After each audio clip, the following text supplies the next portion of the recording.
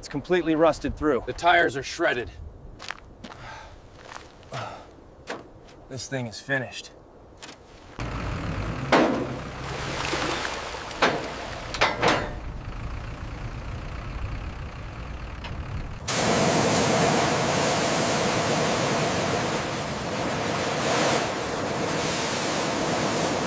Look at this rust near the wheel well. It's extensive.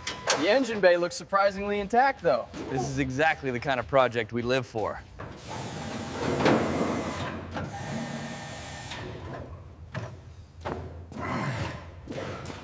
Make sure that filter is seated properly. We don't want any leaks on this beauty.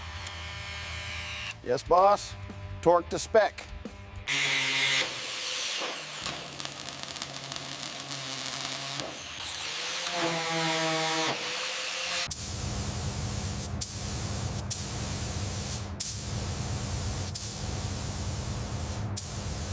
We need to label these dashboard clips separately.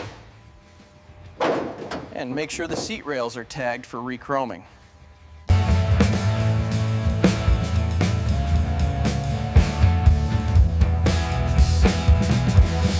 Okay, bring it down slowly.